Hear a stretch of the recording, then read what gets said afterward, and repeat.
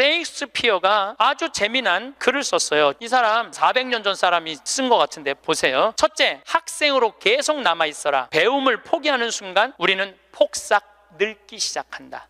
그러니까 여러분들 학생이기를 포기하면 안 된다는 거예요. 끊임없이 배워야 돼. 애만 배우는 게 아니야. 여러분들 배우셔야 돼요. 저는 제가 30살에 환경공학을 공부했어요. 얼마나 좋은 공부였는지 몰라요. 내가 다닌 학교는 나는 아주대학 산업대학원을 다녔어요. 그런데 요즘 대학원 조금 돈이 좀 들어가서 그렇지 많아요. 가면은 뭐 내가 빵점도 받고 그랬지만은 그래도 석사학위도 받았어요. 공학 석사학위도 아주 재밌어요. 그리고 40이 돼갖고 글 쓰는 거 배웠어요. 글 쓰는 거 배워갖고 이 책도 지금 5권인가 책 냈잖아요. 얼마나 좋은지 몰라요. 요즘은 내가 유튜브를 통해서 정말 많이 배우고 있어요. 배우니까 참 재밌어요, 사는 게. 그러니까 여러분들도 배우는 걸 포기하시면 안 돼요. 둘째, 과거를 자랑하지 마라. 옛날 이야기밖에 가진 것이 없을 때 당신은 처량해진다. 삶을 사는 지혜는 지금 가지고 있는 것을 즐기는 것이다. 이거 셰익스피어도 똑같이 말했어. 지금 가지고 있는 것을 즐기는 거야. 지금. 그러니까 뭐 나중도 생각하지 말어.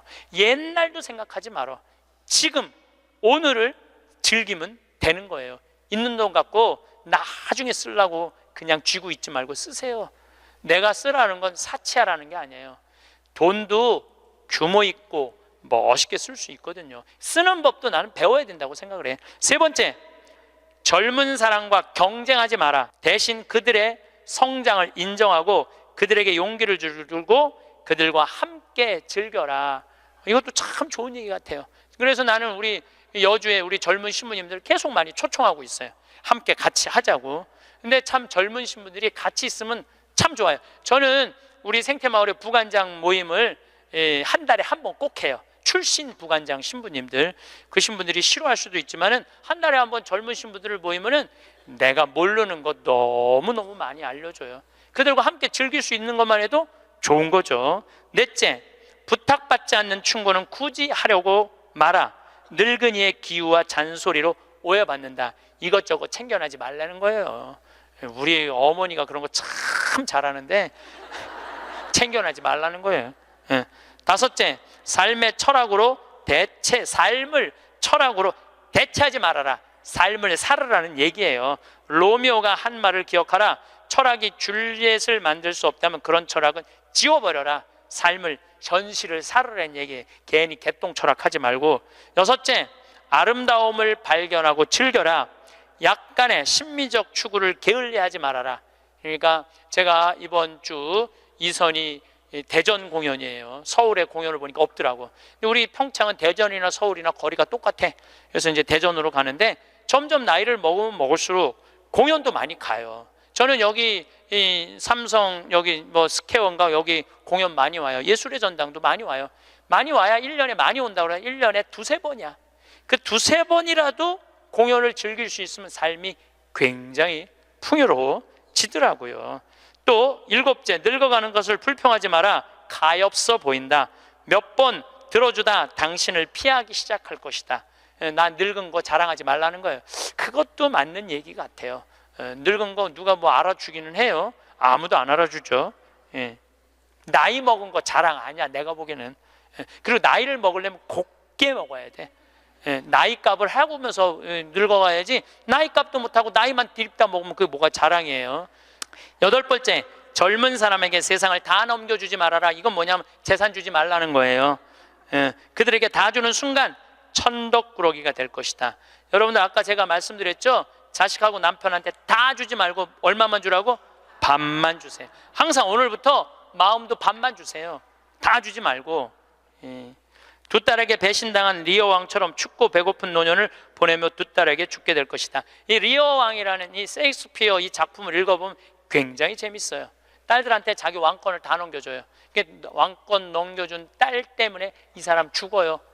왕이 결국은. 그러니까 여러분들도 자식들한테 다 넘겨주지 마세요. 여러분들의 인생을 사세요. 아직 여러분들 한참 남아있거든요. 아홉 번째, 죽음에 대해 자주 말하지 마라. 죽음보다 확실한 것은 없다. 인류 역사상 어떤 예외도 없었다. 확실히 오는 것을 일부러 맞으러 갈 필요는 없다. 삶을 탐닉해라. 그때까지 삶을 먹고 마시고 즐겨라, 이 얘기예요. 먹고 마시고 즐겨라. 우리는 살기 위해 여기에 왔노라. 즐겁게 살라고 여기에 온 거란 얘기예요. 그러니까 이 30부터 60까지 여러분들은 나는 자식을 위해서 아무것도 안 한다, 이런 생각하지 말라는 거예요. 내 삶을 살아가라는 거예요. 그러면 60살서부터 120살은 행복하냐? 60살서부터 120살, 나는 자식한테 바라는 거 하나도 없어. 나는 보상 심리가 없어. 이거 다 거짓말이에요. 자식한테 왜 바라는 게 없어요? 얼마나 많이 바라는데요. 자식이 용돈 안 갖다 주고 전화 안 하고 찾아오지 않으면 섭섭하다고 얘기합니다. 여기 있는 분들 다 그렇게 얘기해요. 얘기 안 하는 분들 거의 없다고 보면 돼요. 그런데 여러분들 60살서부터 120살까지 어떻게 자식이 60년 동안 효도를 할 수가 있어요? 그게 가능하다고 그런 생각 드세요? 나는 60년 동안 효도 받아 먹을 거야. 60살서부터 120살까지. 이거는 있을 수 없는 얘기예요. 그리고 늙어서 자식이 효도하면 행복하고 자식이 효도하지 않으면 불행하고. 왜? 늙어서 행복을 자식한테 떠넘겨. 그냥 내가 행복하면 안 돼요? 왜 자식한테 그걸 힘든 걸 넘겨요? 그리고 여러분들 자식들 중에 여러분들 집에 태어나고 싶어서 태어난 놈은 한 놈도 없어요. 여러분들이 좋아서 난 거지. 그러니까 뭘로 끝내야 되냐면 키운 걸로 끝내야 돼. 그런데 보상 심리가 있어요. 내 자식이 의사야. 그러면 내 주머니에 돈이 1,000만 원 있어도 이 할머니 절대 너 돈으로 가서 안 사 먹어. 뭐라고 그러냐면, 왜 내가 내 돈 주고 사 먹어? 잘난 의사 있는데. 나는 의사 아들이 와서 사줄 때까지 나는 기다릴 거야. 기다려. 1년이고 2년이고 기다려. 의사 아들이 와서 사줄 때까지. 근데 여러분들 자식이 무슨 무당이야? 막 수술하다가 엄마가 오늘 갈비 먹고 싶어 하네? 내가 가서 갈비 사줘야지. 전화해요. 엄마, 내가 막 수술하다가 생각이 나는데 엄마 오늘 갈비 먹고 싶었지? 내가 오늘 가서 사줄게 라고 전화하는 자식은 대한민국에 단 한 명도 없습니다. 지금 70, 80 된 나 갈비 먹고 싶은 거 누구만 알아? 나만 알아요. 여러분들 이걸 아셔야 돼요. 여러분들은 자식 생각밖에 없지만 자식은 여러분들 생각 없어요. 그건 확실합니다. 왜냐면 이게 실험의 결과가 나왔어요. 어떤 실험을 했느냐면, 요즘은 사랑의 감정을 촬영할 수 있대요. 그래갖고 할머니들한테 젊은 자식들 사진을 보여주고 뇌파 촬영을 해보니까 막 그냥 뇌파가 난리도 아니라는 거예요. 자식 사랑의 감정, 잘된 자식은 좋아갖고 막 난리고 못된 자식은 그게 안타까워갖고 막 난리가 아니라는 거예요. 그러니까 여러분들은 지금 자식 보면은 뇌가 막 진동을 해, 사랑의 감정이.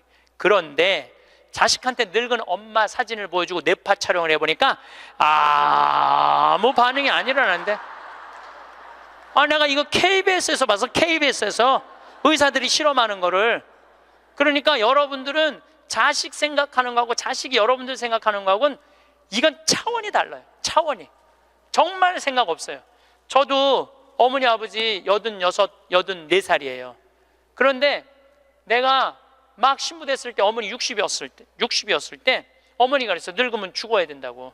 그때 이제 효도할 때가 됐는데 죽으면 안 되지. 그래갖고 어머니 아버지 모시고 파리, 로마, 이스라엘, 베이징, 우리나라 금강산, 백두산, 우리나라 좋대는 데 온천 다 모시고 다녔어요. 왜 모시고 다녔느냐 하면 죽는다니까. 빨리 보여줘야 될 거 아니야, 죽기 전에 5년 동안.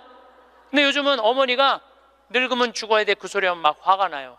왜 화가 나냐면 그 얘기한 지 24년이 지났어. 24년. 죽을 기미가 안 보여요.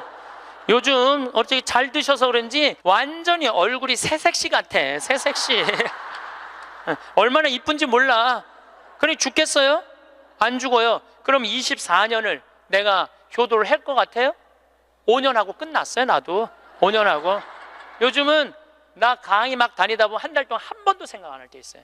한 번도. 근데 어머니는 아침에 일어나고 제일 먼저 나 위해서 묵주기도 20단 한대요. 하루 종일 아들 생각하는 거지. 집에 가보면 온통 내 사진이야. 그냥 온통 내 사진. 그런데 놀라운 건 우리 사제관은 어머니 아버지 사진 하나도 없어요. 하나도. 그런데 나만 그렇겠어요? 여러분들 자식들 먹고 살기 바쁜데 생각 안 해요. 그러니까 이제 내 인생의 주인공은 누구라고 생각하면 돼?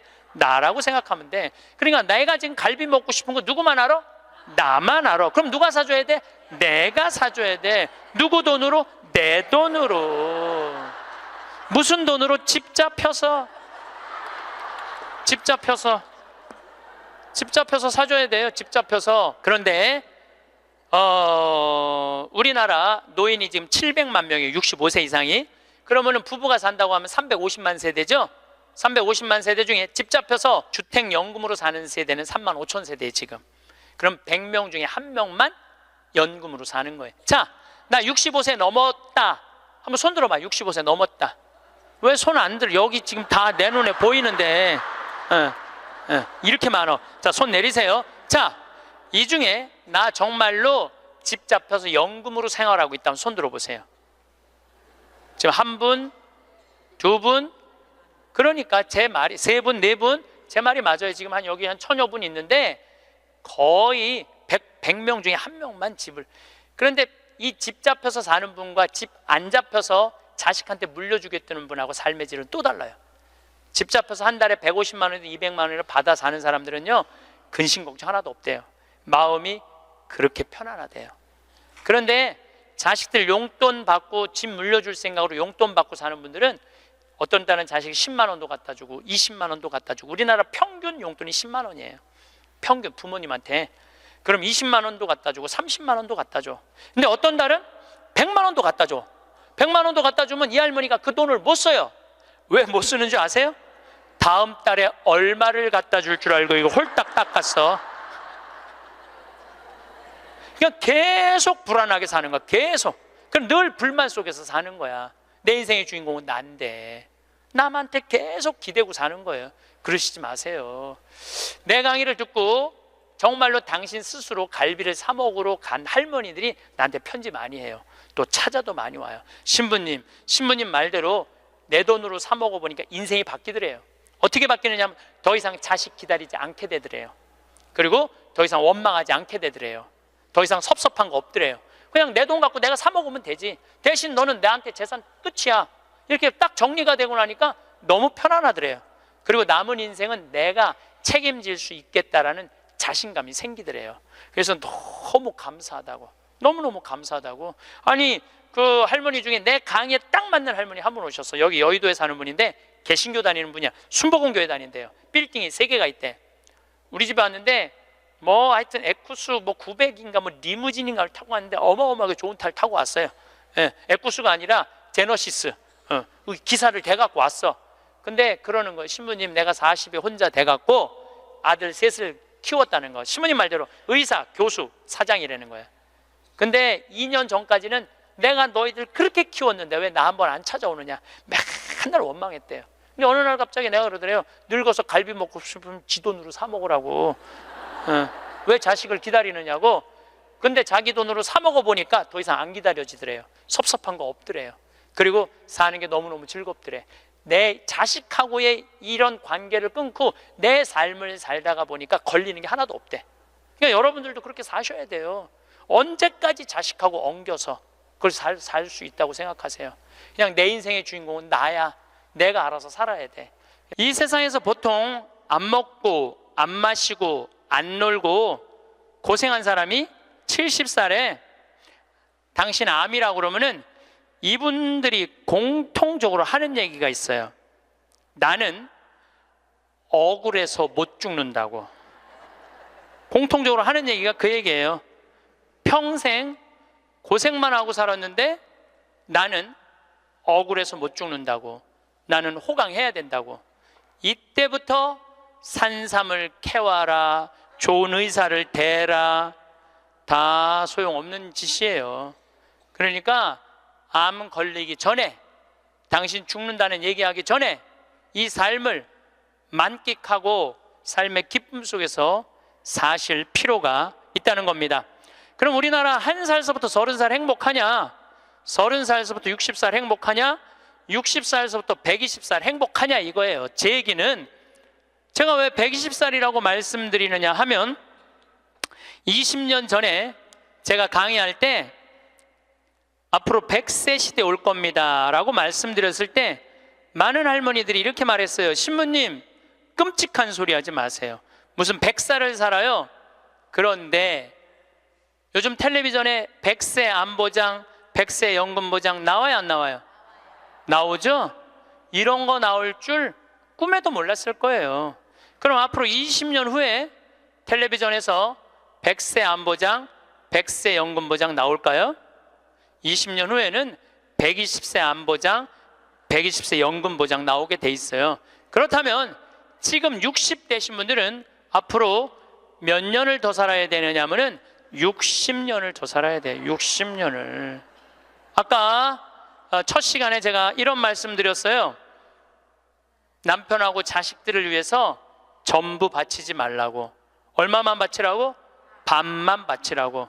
반은 누구를 위해서 남겨놔야 돼? 나를 위해서 남겨놔야 돼요. 내가 행복해야지 남편도 행복하고 자식도 행복한 거예요. 내가 불행한데 어떻게 남편하고 자식이 행복할 수 있습니까? 우리 부모님이 80 넘어 돌아가셨다. 한번 손 들어보세요. 80 넘어 돌아가셨다. 우리 부모, 이렇게 많아요. 부모님이 90 넘어 돌아가셨다. 손 들어보세요. 손 내리시고, 우리 부모님이 아직 90이 넘었는데 아직도 살아계시다. 손 들어보세요. 자, 혹시 우리 부모님 아니라 이모, 고모라도 100살이 넘은 사람이 있다. 한번 손 들어보세요. 거긴 몇 살이에요? 104살. 그 뒤에 분은 101살? 네. 보통 제가 이렇게 강의할 때 두 분 정도 100살 넘은 부모님 있다고 얘기를 해요. 두 분 정도. 무슨 얘기냐면은 지금 한국에 100살 넘은 사람이 몇 명이냐면 2만 명이에요. 2만 명. 100살 넘은 사람이, 아니 옆에 아무나 100살 넘은 사람이 있으니까 2만 명이 넘어요. 그럼 앞으로 20년 후에는 내가 보기엔 20만 명 훨씬 넘어요. 여기 그 대상자들 전부 앉아 있는 거예요. 대상자들 전부 앉아 있는 거예요. 그러면은 1살서부터 30살 행복하냐? 1살서부터 30살은 뭐 해야 되는 나이냐면은 엄마 아빠, 중요한 건 친구들하고 먹고 마시고 놀아야 되는 나이예요. 여러분들, 사람이 되려면 책상 안에서 공부를 해야지 사람이 되는 게 아니에요. 사람이 되려면은 친구들하고 어우러져서 뛰어놀아야지 사람이 돼요. 엄마 아빠랑 그 정을 느끼면서 뜨거운 어머니의 사랑, 아버지의 사랑을 느끼고 살아야지 사람이 되는 거예요. 책상 안에서 공부만 한다고 사람이 되는 게 아니에요. 근데 초등학교 1학년 애가 엄마 아빠 친구들이랑 좀 먹고 마시고 놀라 그랬더니 엄마 아빠가 이렇게 말합니다. 이놈의 새끼야, 네가 지금 먹고 마시고 놀 시간이 어디 있어? 공부해야지. 초등학교 1학년 애가.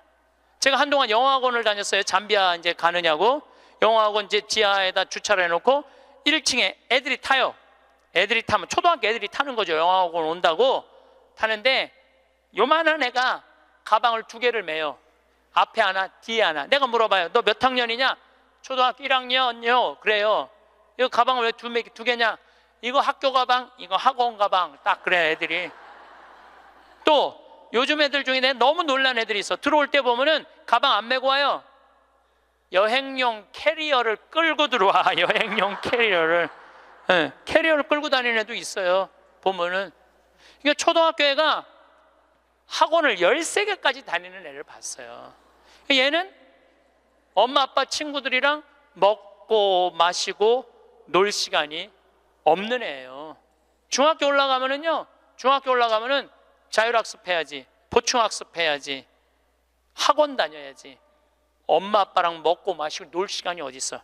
얘는, 인간은요 언제 행복하냐면은 먹고 마시고 놀 때 행복한 거예요. 이거는 내가 요즘 인문학 교수들 얘기를 들어보면 결론은 그거야. 근데 너는 나중에 행복해. 넌 지금 나중에 행복하려면 지금 먹고 마시고 놀지 말어. 그래갖고 먹고 마시고 놀지 못하게 해요. 그럼 너 서울대학 가서 먹고 마시고 놀아. 그럼 우리나라 서울대학 가는 애들은, 공부하는 애들의 0.5%만 서울대학을 가요. 99%는 서울대학 못 가요. 99%는 가지도 못할 서울대학 때문에 20년 인생을 다 날려버리는 거예요. 얘네들은 먹고 마시고 놀지 못하는 거예요. 그래서 얘네들 안에 뭐가 없느냐면 기쁨이 없어요. 얘네들 안에 뭐가 없느냐면 행복이 없어요. 친구가 있어야지 사람은 행복한 거예요. 친구가 없는 사람은 판단력이 떨어지게 돼 있어요. 친구가 없는 사람은 정보가 취약할 수밖에 없어요.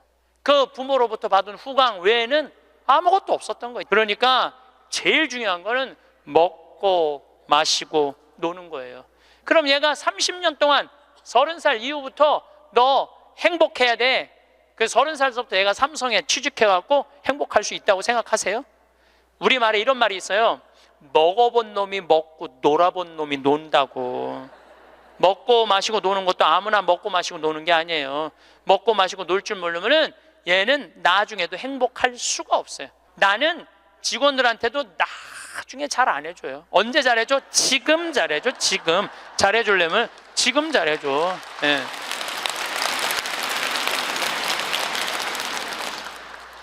나는 가끔 무슨 공항에 20년 동안 청소하는 아줌마들 140만 원 월급 준다는 게 난 이해가 안 되더라고요. 그건 식구로 생각하는 게 아니에요. 우리 집에 와서 일하면은 내 식구인데 적어도 우리 집에서 일을 하면서 인간의 품위는 유지하고 살아야 될 거 아니에요. 그러니까 대우를 잘해줘요. 그런데 저는 학벌을 참 싫어해. 내가 아주 공개적으로 강의 때 얘기하잖아요. 난 서울대학 싫어한다고. 싫어해요. 저는 내가 서울대학 1년에 한 번씩 특강 꼭 가지만 그래도 싫어해요. 그래도 싫어해요. 예. 그래서 우리는 학벌을 따지지 않아. 직원 채용할 때 서울대학을 나왔든 유학을 갔다 왔든 이대를 나오든 연대를 나오든 일반 대학을 나오든 중학교를 나오든 고등학교를 나오든 초등학교를 나오든 첫 월급은 똑같아. 다 210만 원이에요. 아무리 잘났어도 210만 원, 아무리 못났어도 210만 원. 거기서부터 내가 평가하겠다는 거예요. 그리고 왜 내가 학벌을 따지지 않느냐 하면은 매주 띄우는데 뭐하러 서울대 졸업장이 필요해? 매주만 잘 띄우면 되지.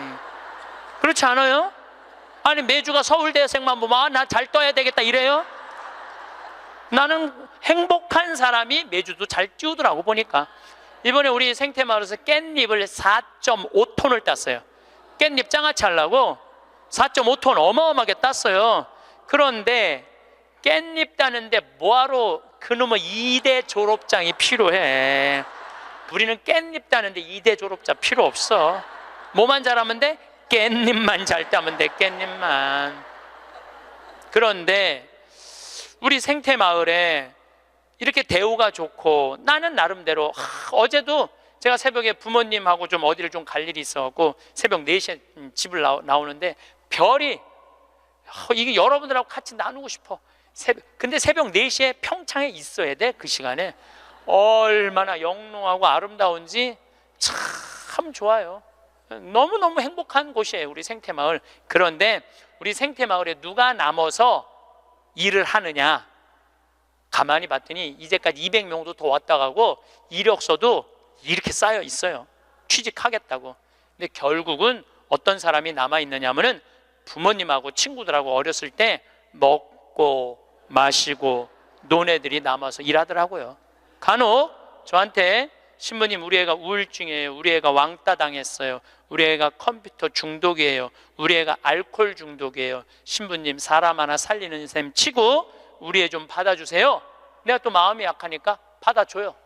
받아주면은 3개월 이상을 못 버텨요. 본인이 그런다고 생태마을의 환경이 아무리 좋아도 그렇게 내가 아까 얘기했죠. 먹어본 놈이 먹고 놀아본 놈이 노는 거라고. 어렸을 때 불행하게 자란 애들은요 그 공동체 안에서 직장생활 못해요. 아니 KBS에서도 실험을 했잖아요. IQ 좋은 애, 성적 좋은 애, 생활기록부 좋은 애, 이거 쉽게 말하면 먹고 마시고 노는 애. 초등학교 6학년 때 요 성적표를 가지고 30년 후에 추적을 해봤어요. 누가 행복하게 사나? 그랬더니 IQ 좋은 애도 아니고 성적 좋은 애도 아니고 뭐 좋은 애야? 생활기록부 좋은 애, 먹고 마시고 논 애들이요 결국은 잘 살더라 이거예요. 결국은. 그러니까 여러분들 자식들한테 너 공부 잘해야지 행복하다는 얘기는 틀린 얘기예요. 이 얘기가 핀란드에서는 이미 결론이 난 거예요. 핀란드는 초등학교 입학 조건이 뭔지 아세요? 잘 노는 애. 잘 노는 애가 입학 조건이에요. 입학 이제 학생들 뽑으려고 전부 다 애들이 와 있잖아요. 근데 놀이시설을 딱 놀게 해요. 근데 한 애가 안 놀아. 그럼 부모 불러갖고 뭐라고 그러는지 알아요? 얘 유치원에 다시 보내라고.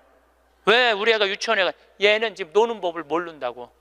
놀아야지 사람이 되는 거예요. 놀아야지. 근데 우리는 먹고 먹고 마시고 노는 일을 아주 우습게 보는 거예요. 우리나라가 독일보다 4개월을 일을 더 해요. 4개월을 일을 더 하고 미국보다 3개월을 더 일을 해요. 1년에. 그런데 우리가 독일보다 잘 살아요? 미국보다 잘 살아요? 그렇게 뼈 빠지게 일을 하는데도 일한다고 돈 버는 게 아니에요. 제가 아주 재미난 일이 있었어요. 신나는 일이죠. 잠비아에 이제 우리 치과 의사들이 이번에도 1,400명 환자를 봤어요. 안과 의사 2분, 치과 의사 9분이 환자를 1,400명을 봤어요. 일주일에. 어마어마하게 환자를 봤죠.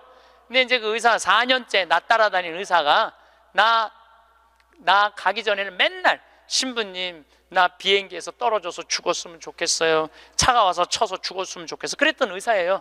근데 잠비아 봉사활동 가면서부터 사는 게 즐거운 거야. 내 걸 나누니까 자기 존재의 의미가 있는 거예요. 근데 이 의사가 참 돈을 많이 버는 의사예요. 그런데 왜 죽고 싶으냐? 건물은 큰 걸 사놓고 그 빚을 해대느냐고. 화장실 가는 게 아까웠고 물을 안 마셔. 오줌 누는 시간이 아까웠고 진료 시간이. 그러니까 사는 게 즐겁지 않은 거죠. 여러분들 인생에 정말 힘든 게 뭔지 아세요? 확장 이전이에요. 여러분들 괜히 아파트 20평에서 40평 넓혀가는 거, 장사 잘 되는 가게 10평에서 40평 넓혀가는 거 다 고통의 시작이야. 그냥 있는 데서 살아요. 뭐하러 확장 이전을 해. 행복하지 않았던 거야. 근데 잠비아를 떠나면서부터 사는 게 즐겁기 시작한 거예요. 그리고 내가 얘기했어요. 인생은 화장실도 안 가고 진료하는 게 인생이 아니야. 먹고 마시고 노는 게 인생이야. 제발 먹고 마시고 놀아. 그랬더니 그때부터 먹고 마시고 놀기 시작하는 거예요. 일주일에 이틀 과감하게 놀고 1년에 성지순례 10일 나 따라가고 뭐 성지순례 뭐 다른 데 또 가고 뭐 호주 의사들 같이 여행 다니고 1년에 40일을 놀아요. 40일을 무지하게 노는 거예요. 그러니까 그 조카가 이제 군대 갔다 와서 아르바이트 하면서 그렇게 노니까 이모한테 그렇게 물어보더래요. 이모, 이 치과 월급은 나오는 거야? 이렇게 물어보더래요. 그런데 내가 물어봤어요. 그렇게 먹고 마시고 놀면서 진료할 때랑 화장실도 안 가고 진료할 때랑 어느 때 돈을 더 많이 버느냐? 그랬더니 요즘이 훨씬 많이 번대요.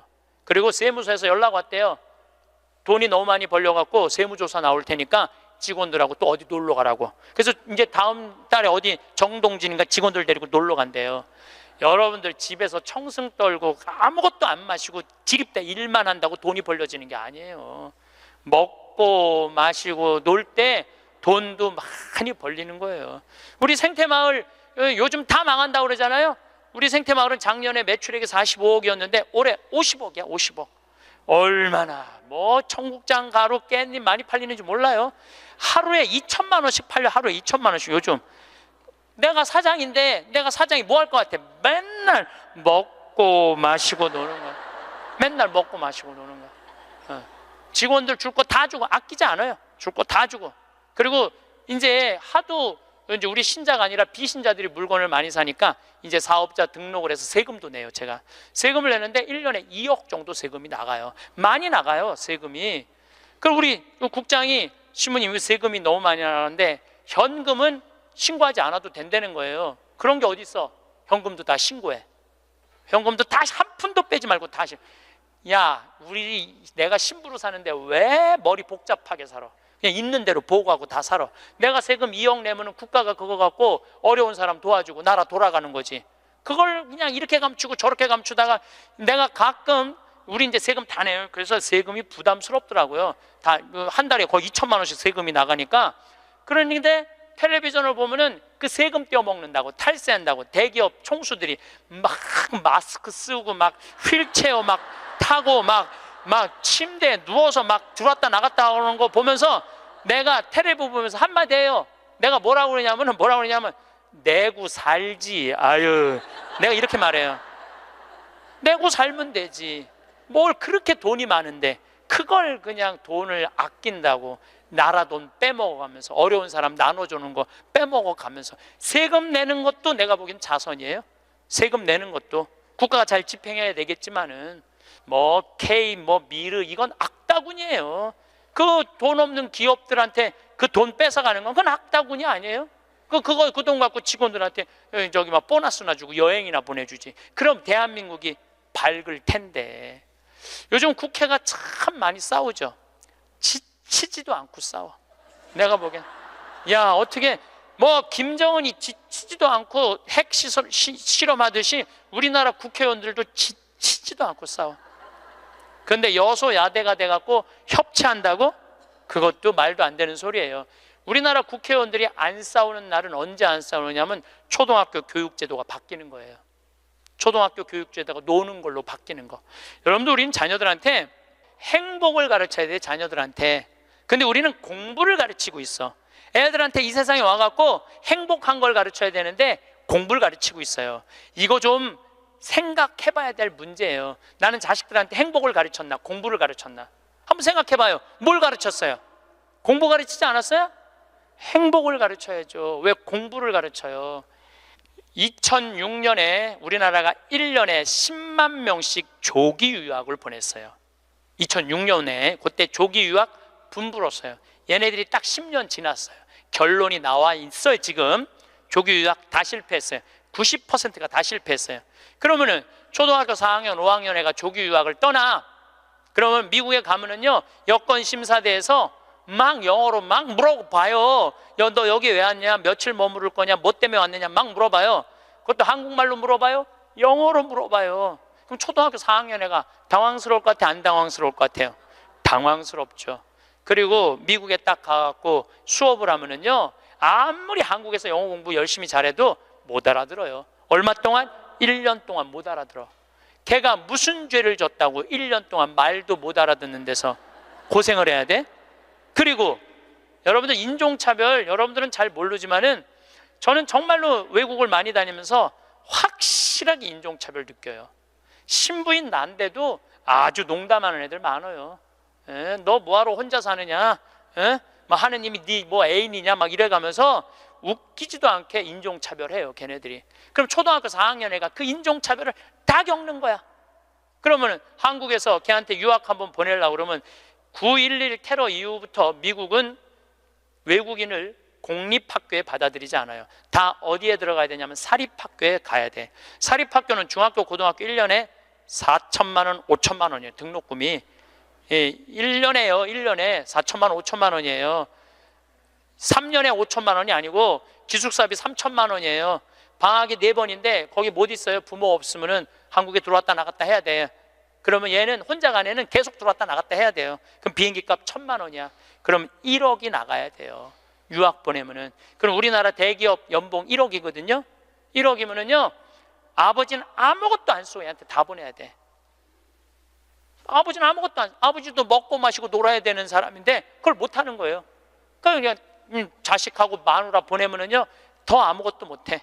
그러니까 친구들도 하루 이틀 같이 놀아주는 거지. 저녁 같이 술도 못 먹자고 그래요. 내가 기러기 아빠들이랑 술 많이 먹었어. 옛날에 먹어보면 그 얘기를 하면 정말로 가슴이 아파요.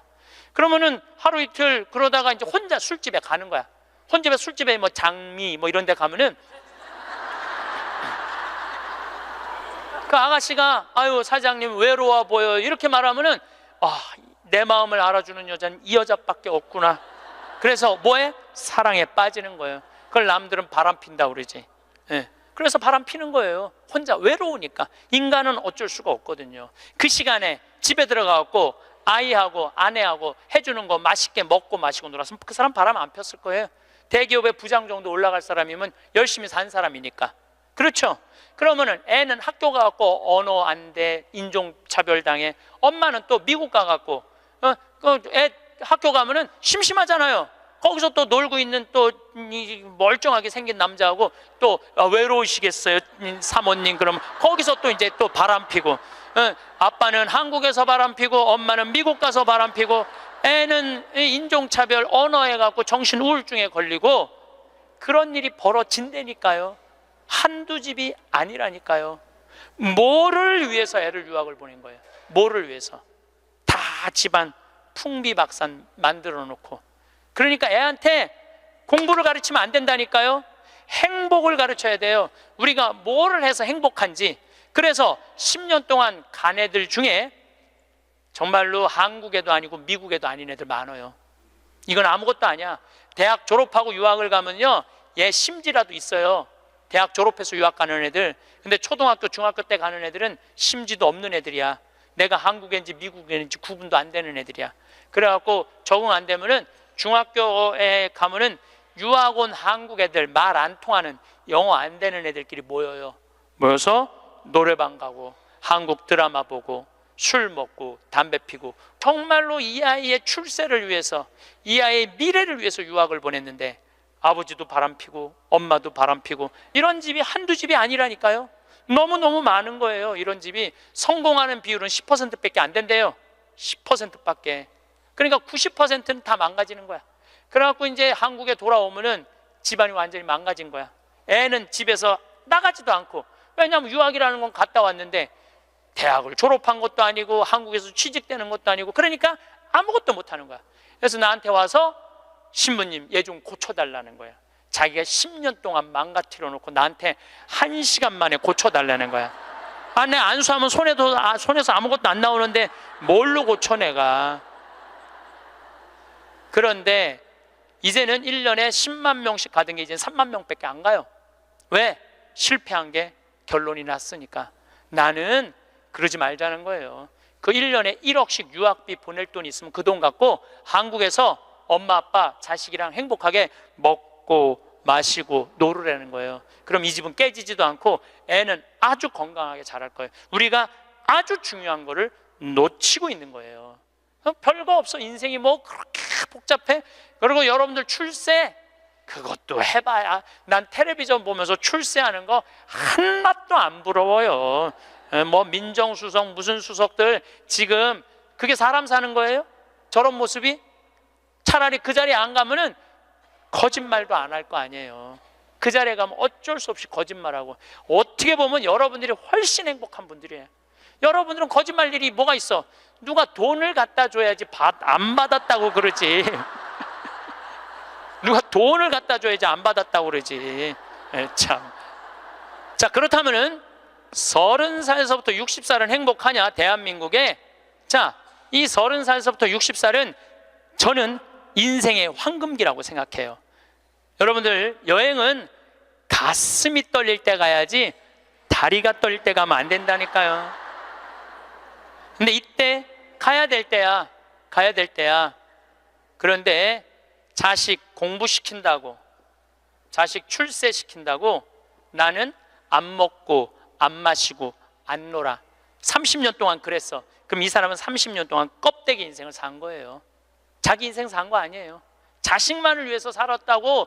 나는 자식 하나 잘 되면은 엄마의 기쁨이라고 그러는데, 그것도 옛날에 45, 46까지 살 때 얘기예요. 이제 여러분들 120살 살면은요, 자식이 90이 돼버려요. 그 자식 출세하는 거 여러분들 행복하고는 아무 상관이 없어요. 70살, 80살 된 자식하고 90살, 100살 된 여러분들하고 아무 상관이 없어요. 어떤 아버지가 딸을 공부를 잘 가르쳐놨어. 서울대학을 졸업해하고 삼성에 취직을 했어. 네 딸이 잘난 척하고 남자 알기를 우습게 알고 시집을 한 거고 혼자 사는 거야. 아버지는 딸이 시집 가갖고 손자도 좀 안겨주고 좋은데 시집 가갖고 자기 호강도 시켜주기를 바랬는데 이게 혼자 사는 거예요. 설날 왔어 딸이. 그래서 아버지가 한마디 해요. 너 뭐가 부족해서 시집 안 가고 혼자 살고 있느냐고. 제발 시집 좀 가라고. 네가 학벌이 부족하냐, 미모가 부족하냐, 뭐가 부족한데 시집을 안 가냐고. 그랬더니 딸이 아버지를 보고 한다는 소리가, 아버지 답답한 소리 하지 말라고. 요즘 시집 가는 게 얼마나 힘든 줄 알아요? 뭐가 힘들어? 넌 부족한 거 없어. 다 갈 수 있어. 그랬더니 아버지 한심한 소리 하지 말라고. 아버지 대통령도 못 간 시집을 내가 어떻게 가? 생각해보니까 대통령도 시집도 못 가고, 시집만 못 가. 요즘 아주 그냥 처지가 아주 곤궁하게 됐잖아요. 뭐 그래 또 아버지가 질수가 있어? 그래서 한마디 더 해요. 그래? 그렇다면은 네가 그렇게 시집 안 가고 혼자 살 거면 너도 대통령이라도 좀 해보라고. 아버지도 좀 최순실처럼 호강 좀 해보게. 그랬더니 딸이 아버지 보고 한심한 눈으로 쳐봐도 한마디 더 해요. 아버지 답답한 소리 하지 말라고. 뭐가 답답한 소리야? 아버지가 대통령을 했어야지 나도 해볼 거 아니냐고.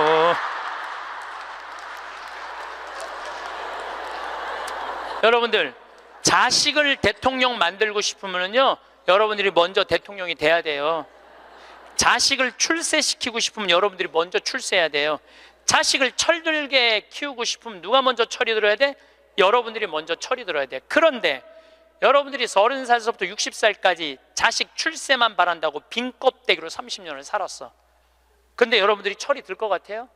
지금 대한민국에 30살에서부터 60살 철든 사람이 얼마나 있을 것 같아요?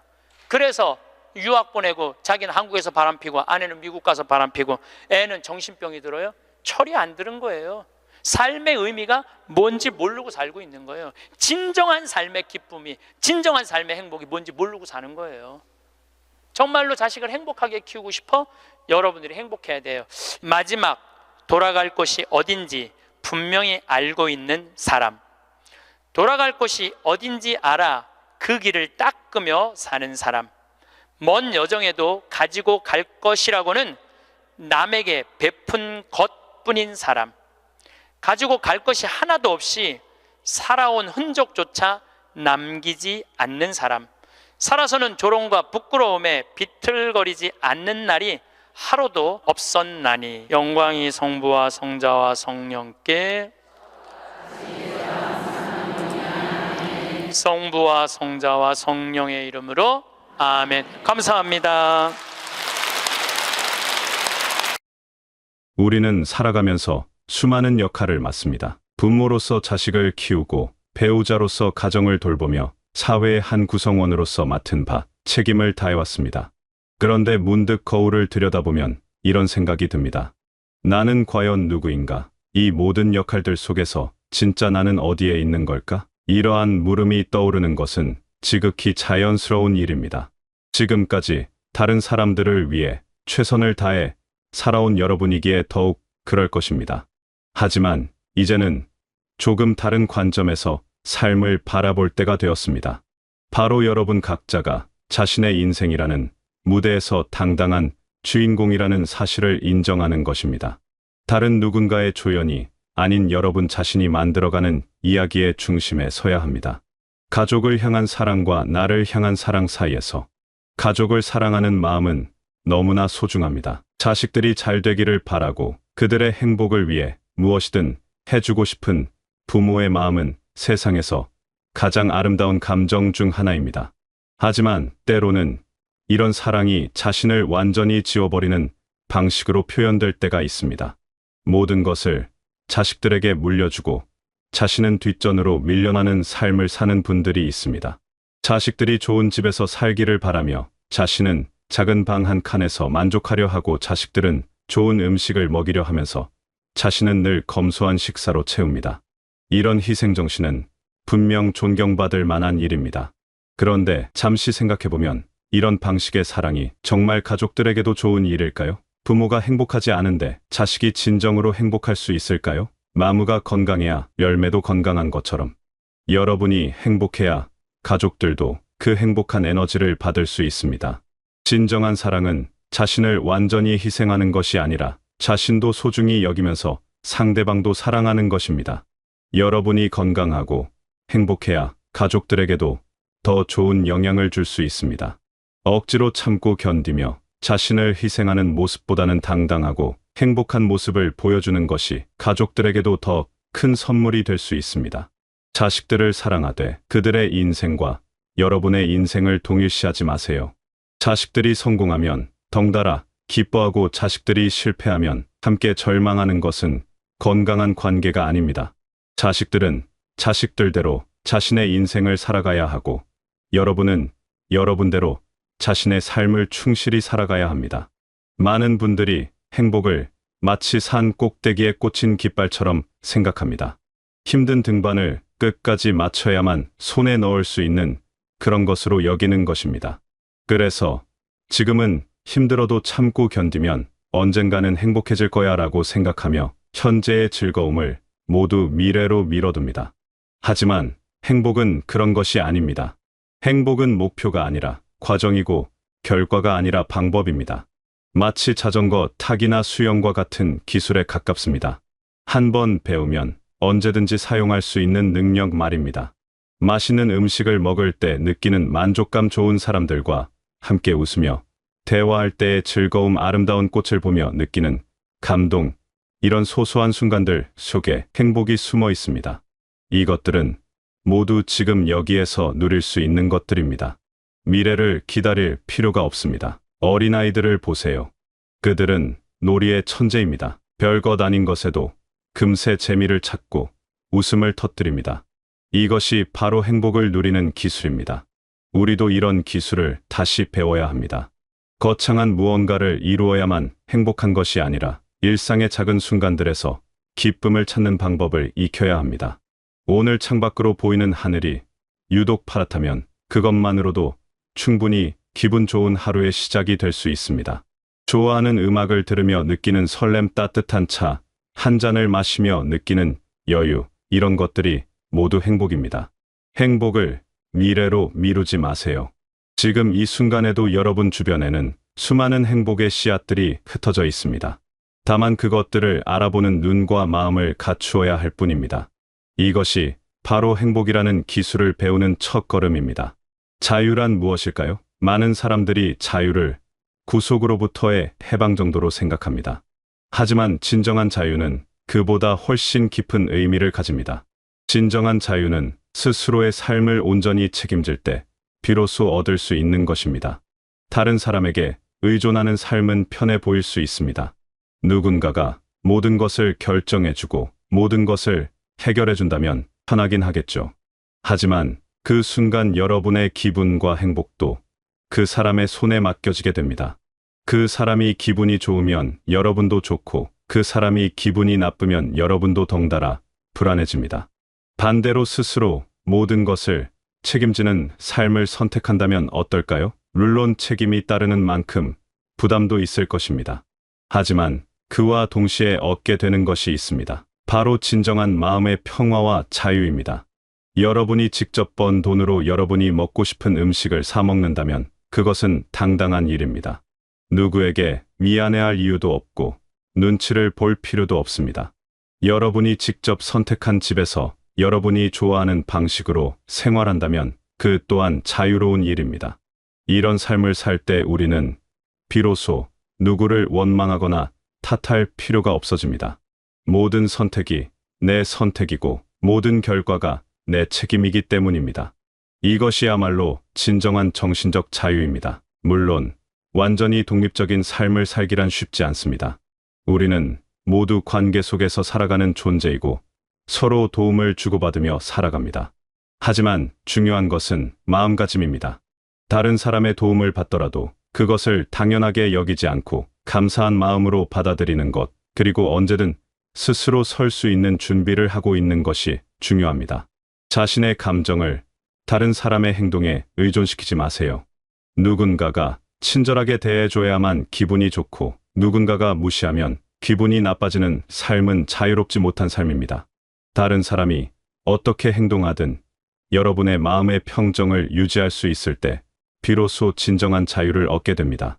삶의 주도권을 되찾는 용기. 지금까지 다른 사람들을 위해 헌신적으로 살아온 여러분에게 갑자기 자신을 위해 살라고 하는 것이 이상하게 들릴 수도 있습니다. 어쩌면 이기적인 것처럼 느껴질 수도 있겠죠. 하지만 이것은 이기심이 아닙니다. 이것은 건강한 자기사랑입니다. 자기사랑은 다른 사람을 사랑할 수 있는 기초가 됩니다. 자신을 소중히 여기지 않는 사람이 어떻게 다른 사람을 진정으로 사랑할 수 있겠습니까? 자신을 제대로 돌보지 않는 사람이 어떻게 다른 사람을 제대로 돌볼 수 있겠습니까? 여러분이 행복해야 여러분 주변의 사람들도 행복해집니다. 여러분이 건강해야 가족들도 안심할 수 있습니다. 여러분이 당당하게 살아야 자녀들도 당당하게 사는 법을 배웁니다. 이것이 바로 진정한 사랑의 모습입니다. 삶의 주도권을 되찾는다는 것은 다른 사람들을 버린다는 뜻이 아닙니다. 오히려 더 건강한 방식으로 관계를 맺는다는 의미입니다. 억지로 참고 견디면서 맺는 관계가 아니라 서로를 존중하며 맺는 관계, 일방적인 희생이 아니라 상호적인 배려로 이루어지는 관계를 만들어가는 것입니다. 이런 변화에는 용기가 필요합니다. 지금까지 익숙하게 해온 방식을 바꾸는 것은 쉬운 일이 아니기 때문입니다. 주변 사람들도 처음에는 당황할 수 있습니다. 하지만 용기를 내어 첫걸음을 내딛어 보세요. 작은 변화부터 시작하면 됩니다. 오늘 하루만큼은 여러분이 정말 하고 싶은 일을 해보세요. 여러분이 정말 먹고 싶은 음식을 드셔보세요. 여러분이 정말 가고 싶은 곳에 가보세요. 이런 작은 선택들이 모여서 여러분의 삶을 조금씩 바꾸어 갈 것입니다. 변화는 늘 두렵습니다. 특히 오랫동안 같은 방식으로 살아온 사람에게는 더욱 그렇습니다. 하지만 변화 없이는 성장도 없고 새로운 행복도 없습니다. 지금이 바로 여러분의 인생에서 새로운 장을 시작할 때입니다. 여러분은 이미 충분히 많은 것을 해냈습니다. 가정을 꾸리고 자녀를 키우고 사회적 책임을 다하며 살아왔습니다. 이제는 여러분 자신을 위한 시간을 가져도 됩니다. 아니, 가져야 합니다. 이것은 여러분의 권리이자 의무입니다. 자신의 꿈과 희망을 다시 한번 들여다보세요. 어린 시절 품 소망들 중에 아직도 마음 한편에 남아있는 것들이 있을 것입니다. 그것들을 다시 꺼내어 보세요. 지금 당장 모든 것을 이룰 수는 없더라도 그 방향으로 한 걸음씩 나아갈 수는 있습니다. 새로운 취미를 시작해 보세요. 새로운 사람들과 만나보세요. 새로운 장소를 여행해 보세요. 이런 경험들이 여러분의 삶에 새로운 활력을 불어넣을 것입니다. 그리고 무엇보다 중요한 것은 이 모든 선택이 여러분 자신의 의지에 의한 것이라는 점입니다. 다른 사람들이 뭐라고 하든 상관없습니다. 여러분의 행복은 여러분이 만들어가는 것입니다. 다른 사람의 승인이나 허락을 받을 필요가 없습니다. 여러분이 원하는 삶을 살 권리는 이미 여러분에게 있습니다. 살아가다 보면 때로는 지치고 힘들 때가 있습니다. 새로운 방식으로 살아가려고 노력하지만 쉽게 바뀌지 않을 때도 있을 것입니다. 그럴 때는 자신을 너무 몰아세우지 마세요. 변화는 하루아침에 이루어지는 것이 아닙니다. 여러분은 이미 충분히 가치 있는 사람입니다. 지금까지 살아온 모든 순간들이 의미 있었고 앞으로 살아갈 모든 날들도 소중할 것입니다. 완벽하지 않아도 괜찮습니다. 때로는 실수를 해도 괜찮습니다. 그것이 바로 인간다운 삶의 모습입니다. 중요한 것은 포기하지 않는 것입니다. 넘어져도 다시 일어서고 길을 잃어도 다시 찾아가는 것입니다. 여러분 안에는 그럴 수 있는 힘이 이미 충분히 있습니다. 지금까지 수많은 어려움을 헤쳐온 여러분이니까요. 여러분의 남은 인생이 여러분 자신을 위한 시간이 되기를 바랍니다. 다른 누군가의 조연이 아닌 여러분, 인생의 당당한 주인공이 되어 매일매일을 의미 있게 살아가시길 바라겠습니다.